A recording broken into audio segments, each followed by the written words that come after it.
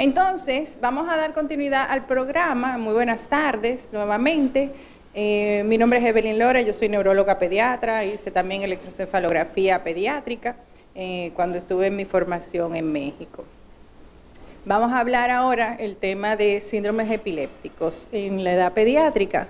La verdad que esto va a ser algo muy breve porque este tema, como ustedes ven en el programa, le correspondía a nuestra amiga la doctora Cristian López, pero ella está un poco indispuesta y entonces no pudo estar con nosotros, pero para que el tema no se quedara en el aire, pues vamos a ver algunas generalidades de algunos de los síndromes epilépticos que vemos más frecuentes en pediatría. Vamos a empezar con la etapa neonatal. Tenemos 4 síndromes epilépticos que vemos en la etapa neonatal. El primero de ellos, las convulsiones neonatales, que se van a clasificar, perdón, que vamos a ver que el paciente lo que va a presentar son crisis focales o multifocales y la edad de aparición es entre el 4º al 6º día de vida. Estas también se conocen como las convulsiones del 5º día, porque normalmente es más o menos el promedio de aparición. En el paciente va a tener un examen físico normal entre las crisis. Vamos a ver que el electroencefalograma interictal, lo que vamos a ver es lo que se conoce como teta punta alternante. Vamos a ver que pueden haber apariciones de alteraciones multifocales, un patrón discontinuo, y cuando el paciente hace la crisis, vamos a ver que tiene punta onda lenta rítmica, específicamente en las regiones rolándicas. La etiología es desconocida hasta el momento y el pronóstico es bueno, porque estas convulsiones van a desaparecer, ya sea con tratamiento o sin él.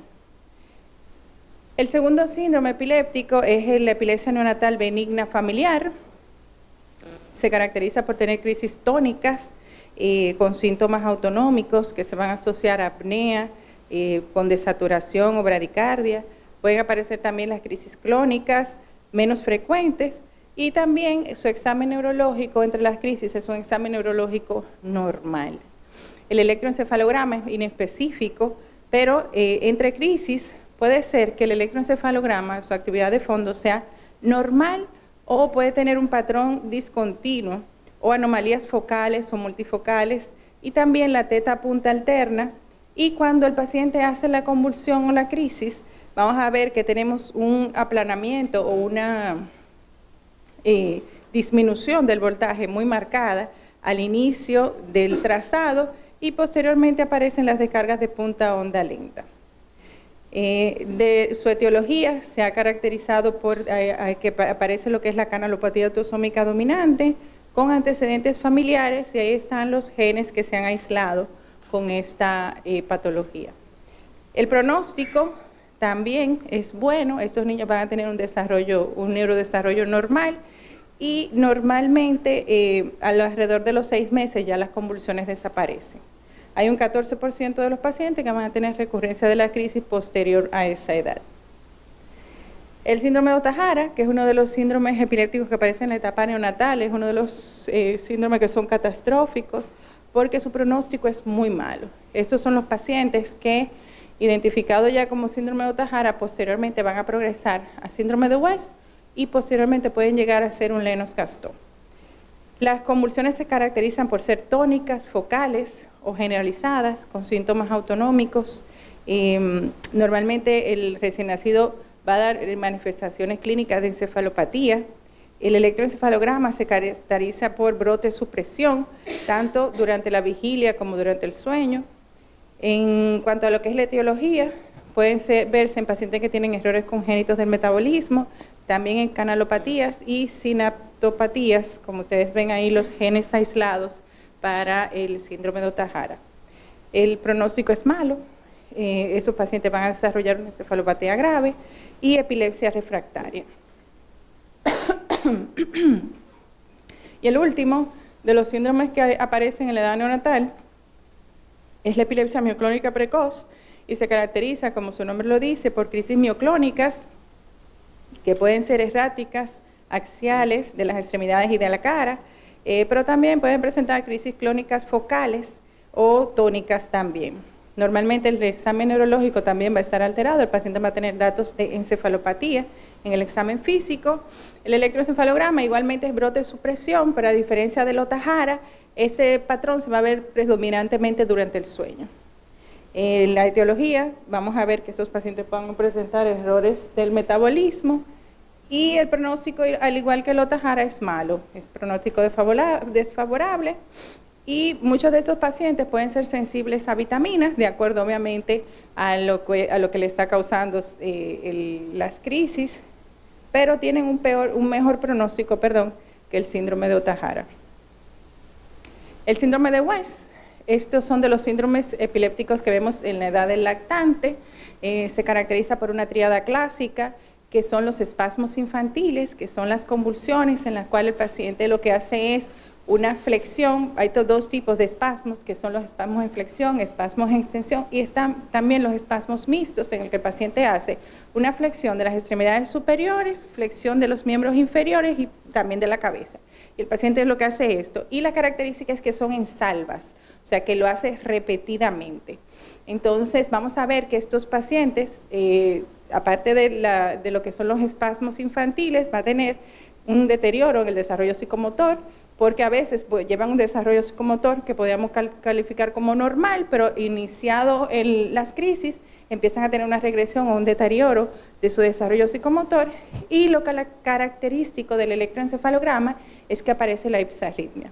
El otro tipo de espasmos son los espasmos que son en extensión, el paciente lo que hace es que hiperextensión de las extremidades, igual son en salvas, y los mixtos que pueden tener flexión de miembros superiores y hiperextensión de miembros inferiores. Afecta alrededor de 1 de cada 4 a 6 mil niños. Las causas pueden ser varias, me van a excusar porque estos son términos viejos, de acuerdo a la clasificación antigua, que son las causas criptogénicas, en el cual nosotros no tenemos una causa, y sintomáticos que pueden ser predominantemente posterior a una encefalopatía hipóxico-isquémica o esclerosis tuberosa, que son las dos causas más frecuentes de síndrome de West de característica estructural. Las crisis o las convulsiones van a iniciar en el periodo de edad de 3 a 7 meses de vida, con un pico alrededor de los 5 meses. Y generalmente vamos a ver que siempre van a ocurrir antes del año de edad. El electroencefalograma, como ya mencionamos, tiene un patrón electroencefalográfico característico, que es la ipsarritmia, que la definición de ipsarritmia es un electroencefalograma caótico, anárquico, que tiene ondas lentas, que pueden variar entre 1 a 7 Hz, son de gran amplitud, que pueden llegar hasta 200 microvoltios, y también pueden tener ondas agudas y complejos punta onda lenta y ondas lentas también en el electroencefalograma. La ipsarritmia es característico del sueño, en vigilia, discúlpeme, y durante el sueño no REM. Vamos a ver que la ipsarritmia lo que hace es que se fracciona. Vamos a ver un ejemplo de eso. Y cuando el paciente hace el espasmo, porque su trazado eléctrico es constantemente ipsarrítmico. Ahora, cuando el paciente hace el espasmo, lo que vamos a ver es una gran onda lenta y posteriormente a eso una depresión del voltaje. Ahí ustedes tienen un patrón electroencefalográfico ipsarrítmico, donde vemos, fíjense que todo, si ya ustedes recuerdan, las charlas que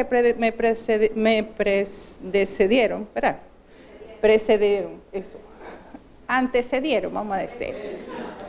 Más fácil. Ustedes se recuerdan cómo era el electroencefalograma en sueño que presentó el doctor de un niño. Entonces, ya a los 3 meses, el niño tiene un patrón electroencefalográfico donde vamos a ver los usos del sueño. En vigilia, normalmente a esta edad, van a predominar lo que son las ondas lentas, pero son generalizadas y son sincrónicas durante el sueño y durante la vigilia también. Entonces, fíjense que este es un patrón electroencefalográfico que no se le parece a nada. O sea, está totalmente desorganizado, tiene puntas por un lado, tiene ondas lentas y el paciente se mantiene mientras está despierto en esa situación. Cuando se duerme y entra en sueño REM, vamos a ver que entonces esa ipsarritmia que vimos que era continua, entonces empieza a aparecer en brotes, lo que nosotros llamamos brote, atenuación del voltaje. Eso no llega a ser una supresión. O sea, el voltaje baja, pero no llega a ser totalmente plano. Entonces vemos los brotes de ipsarritmia, posteriormente atenuación del voltaje, y así se mantiene en la fase de sueño, específicamente sueño REM. Aquí tenemos entonces cuando el paciente hace un espasmo, tenemos el patrón ipsarrítmico, el paciente hace un espasmo y hace esa gran onda lenta, y posteriormente la atenuación del voltaje con ritmos rápidos posteriores. ¿Preguntas? Pueden preguntar en el transcurso si tienen alguna duda. Aquí nosotros estamos viendo también, eso es un paciente con una ipsarritmia, y también donde estamos viendo lo que es esa actividad que vemos cuando el paciente hace el espasmo, que posteriormente se atenúa el voltaje o se enlentece. Y aquí igual, el paciente tiene la ipsarritmia, atenuación del voltaje, ipsarritmia, y así continúa. ¿Preguntas hasta aquí? El otro síndrome epiléptico que vamos a ver también en la edad del lactante es la epilepsia mioclónica severa del lactante, o como todos la conocemos como síndrome de Dravet, por la persona que lo describió. Estos pacientes normalmente inician con convulsiones febriles y posteriormente tienen convulsiones que no son de fácil control o que no son controlables, y normalmente tenemos un antecedente familiar en estos pacientes de convulsiones, de epilepsia, perdón, y convulsiones febriles en alrededor del 20 al 25% de los casos, y tenemos un discreto predominio de niños sobre la niña en lo que es la presentación. Se ha aislado el gen del síndrome de Dravet, que es el SCN1A, en la subunidad 1 alfa 1, perdón, de los canales de sodio dependiente de voltaje. El síndrome clínicamente se caracteriza por 3 etapas. La primera, que es la fase febril, que es cuando ellos empiezan a presentar las convulsiones, que son convulsiones febriles y normalmente inician antes de los 6 meses, que si ustedes se recuerdan, normalmente las convulsiones febriles se caracterizan por la edad de inicio. La mayoría de los síndromes epilépticos y epilepsia en la infancia tienen que ver con la edad. Las convulsiones febriles normalmente ocurren entre los 6 meses y los 6 años. El paciente que convulsiona antes de los 6 meses, para usted decir que es una convulsión febril, usted tiene que haber descartado otras causas de convulsión febril, de convulsión por fiebre o desencadenada por fiebre, igual después de los 7 años. Tiene crisis clónicas los pacientes, o hemiclónicas o generalizadas, y su duración va a ser variable. Recuerden que normalmente las convulsiones febriles simples tienden a ser convulsiones generalizadas. Ya cuando estamos hablando de convulsiones focales producidas durante un síndrome febril, pues ya tenemos que ir pensando en otra cosa o en una convulsión febril compleja. Tiene la particularidad que las convulsiones por fiebre se van a repetir de manera frecuente. La siguiente fase, que es la fase catastrófica, vamos a ver que aparece entre el 2º y 3er año de vida, y ya aquí aparecen las convulsiones mioclónicas. Y vamos a ver que posteriormente pueden presentar también convulsiones tónico-clónicas generalizadas, pueden presentar convulsiones parciales complejas, y aparecen alrededor estas últimas de los 3 años de vida. Normalmente esas crisis parciales complejas no tienen generalización secundaria.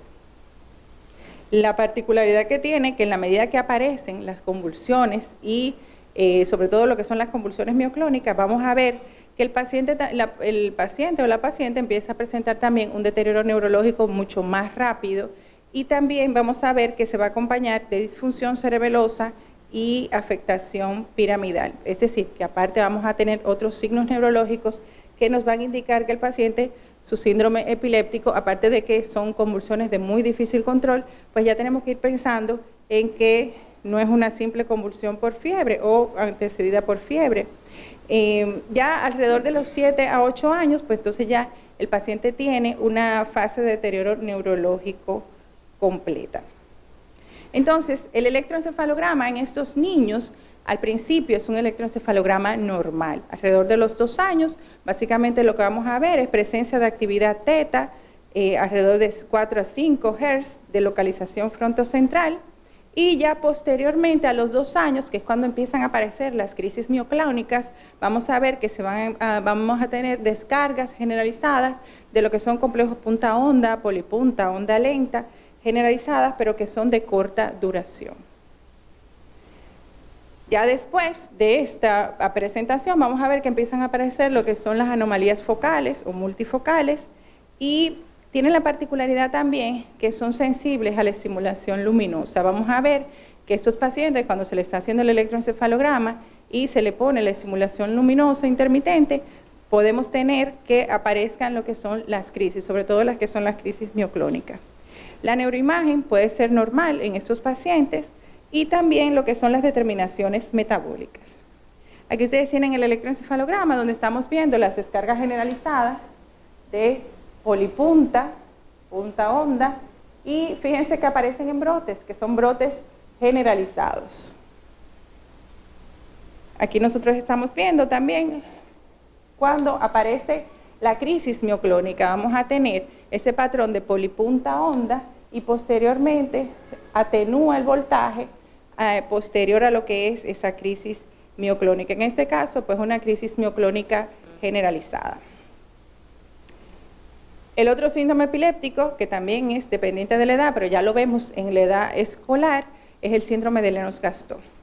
Este puede ser tanto criptogénico como sintomático y normalmente en el 20% de los pacientes con síndrome de West van a evolucionar a un síndrome de Lennox-Gastaut. Y vamos a ver que el síndrome de Lennox-Gastaut ocupa alrededor del 2 al 3% en frecuencia en cuanto a lo que es la epilepsia en niños y puede iniciar desde el año de vida hasta los 14 años, pero con una edad promedio de 2 años y 4 meses. Se caracteriza por una tríada, al igual que el síndrome de Lennox-Gastaut. Vamos a ver que tienen convulsiones características, tiene un electroencefalograma característico y también el desarrollo neurológico está retrasado. Las convulsiones se caracterizan por ser convulsiones atónicas, que normalmente son convulsiones, pueden ser solo de la cabeza, pero también pueden ser convulsiones generalizadas, tónico-axiales y mioclónicas, y también se caracterizan por presentar ausencias atípicas. Como les mencioné, el retraso mental es una de las principales características y ocupa alrededor del 80 al 95% de los pacientes y además pueden tener trastornos de la conducta. El electroencefalograma, como les mencioné también, tiene su particularidad. Entre crisis vamos a ver que tiene una actividad de base lenta y tiene los complejos de punta onda lenta que rondan los 2 ciclos por segundo o 2 Hz. Habitualmente son difusos y bilaterales, con escasa reactividad a lo que es la hiperventilación y la estimulación luminosa intermitente. Y en sueño vamos a ver que pueden aparecer lo que son las salvas de un ritmo reclutante rápido, alrededor de 10 Hz, que pueden tener o no acompañamiento de una convulsión tónica. Durante las crisis vamos a ver que las ausencias atípicas que vemos en este tipo de pacientes van a tener complejos de punta onda lenta, las crisis tónicas van a tener esos ritmos reclutantes rápidos, que es una actividad que puede ser entre beta y alfa, y las crisis atónicas o mioclónico-astáticas van a caracterizarse por lo que es el complejo de punta onda lenta. Los estudios de neuroimagen pues, van a manifestar la alteración o la patología de base que está desencadenando el síndrome y el pronóstico normalmente es malo, o sea, el pronóstico de estos pacientes son que tienen convulsiones de difícil control, tienen un retraso en el desarrollo psicomotor bastante severo y su desarrollo cognitivo es muy malo. Aquí nosotros tenemos un electroencefalograma donde estamos viendo un paciente que está dormido, donde vemos que no tiene actividad normal de sueño, no tiene eso que mencionaban anteriormente de los usos del sueño, las ondas del vértice. Es un electroencefalograma con actividad lenta generalizada y donde estamos viendo la punta onda lenta generalizada que es característica de estos pacientes. Aquí estamos viendo un paciente que tiene una crisis tónica. Como ya mencionamos, el paciente hace la crisis, vemos este ritmo rápido que podemos decir que ese ritmo, de acuerdo a la frecuencia, entra en un ritmo beta, y posteriormente lo que es la lentificación del trazado con ondas lentas, punta onda, y posteriormente la atenuación del voltaje.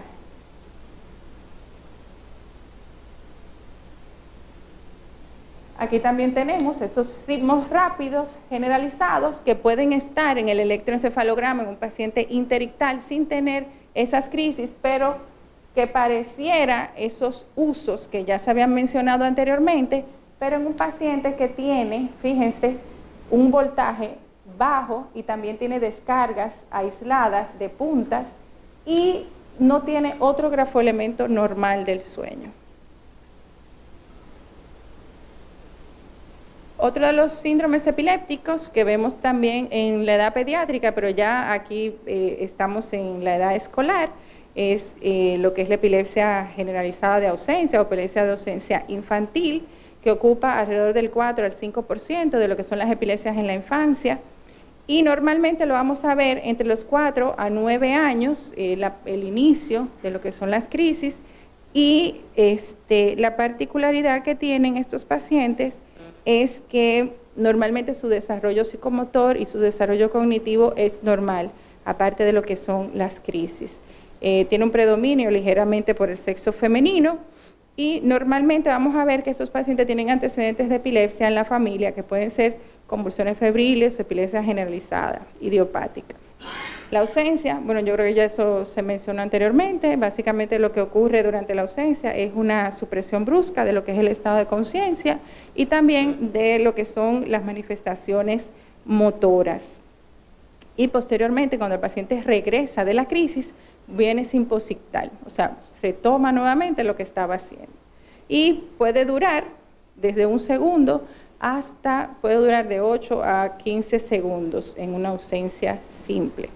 También se pueden acompañar las ausencias de automatismos orales, gestuales, de fenómenos autonómicos. A veces el paciente se pone pálido, a veces se pone morado, sobre todo alrededor de los labios. Pueden tener movimientos discretos durante una ausencia compleja. A veces el paciente, durante la crisis, usted nota que él hace mioclonías palpebrales, incluso a veces solamente hace que se queda con la mirada fija, pero usted nota cierto como disminución del tono muscular.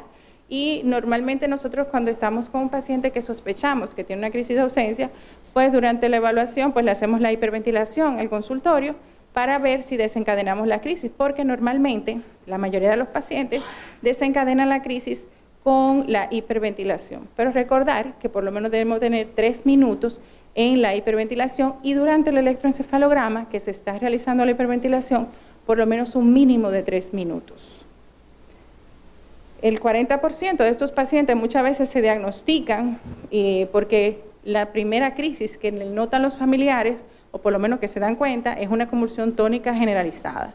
Pero ya el paciente, cuando usted lo investiga, anteriormente ha tenido crisis de ausencia. Entonces, eléctricamente, pues la ausencia lo que se caracteriza por lo que es la típica punta onda lenta de 3 ciclos por segundo, que son bilaterales y sincrónicas, con una actividad de base normal. Esto es lo que normalmente nosotros esperamos ver en un paciente que tiene una crisis de ausencia, pero también podemos ver otros patrones electroencefalográficos. A veces cuando está durante la hiperventilación, a veces lo que vemos es ondas lentas generalizadas sin la típica punta onda. A veces lo que se desencadena durante la hiperventilación o durante el electroencefalograma, a veces lo que vemos son ondas lentas, delta. Cuando yo me refiero a ondas lentas, son ondas delta a nivel de lo que son las regiones posteriores. Es lo que podemos ver en el electroencefalograma. Y por último, lo que es la epilepsia parcial benigna con paroxismos rolándicos, es el último síndrome que les voy a comentar. Es la epilepsia que es más frecuente en la infancia. Alrededor del 15% de los pacientes pediátricos se refieren a este tipo de epilepsia. Inicia entre los 3 a 10 años de vida, con un promedio alrededor de los 6 años y 8 meses. Es más frecuente en varones y pueden tener historia previa de convulsiones febriles en el 15% de los pacientes. También pueden tener antecedentes familiares de convulsiones febriles y epilepsia entre el 10 y el 25% de los pacientes, y se ha aislado un marcador genético en el cromosoma 15Q. Las convulsiones son convulsiones parciales y la semiología de las crisis es que normalmente vamos a ver que el paciente puede tener convulsiones de la mitad de la cara, que son convulsiones clónicas, pueden tener tanto dificultad para hablar durante la crisis, que tienen anarquia, pueden tener hipersalivación, movimientos clónicos que aparte de la cara pueden afectar las extremidades. Como dije, normalmente son parciales, pueden durar de 1 a 3 minutos y se van a presentar normalmente durante el sueño. Esa es la gran particularidad que tiene este tipo de epilepsia y normalmente las convulsiones ocurren muchas veces al inicio del sueño, o sea, cuando el paciente está empezando a dormirse o tal vez al final del sueño. Son mucho menos frecuentes durante la vigilia, pero pueden aparecer. La frecuencia de la crisis es muy variable. Esto es uno de los síndromes epilépticos que está en controversia si usted le trata o no lo trata, porque hay pacientes que pueden convulsionar una vez y no lo vuelven a hacer más nunca, pero hay otros que la recurrencia de las crisis es muy alta y entonces ahí el experticio médico prima en el momento del tratamiento. Normalmente esos pacientes al llegar a la pubertad desaparecen o mejoran y el electroencefalograma, pues lo que vamos a ver es actividad focal a nivel de lo que es las regiones frontocentrales o rolándicas. Aquí tenemos un electroencefalograma, el primero, el que está de este lado, el paciente está despierto, fíjense la actividad de base, es una actividad alfa, donde estamos viendo las puntas a nivel de lo que es la región centrotemporal del lado izquierdo. Y cuando el paciente se duerme, entonces vemos que aumenta la frecuencia de las descargas. ¿Preguntas?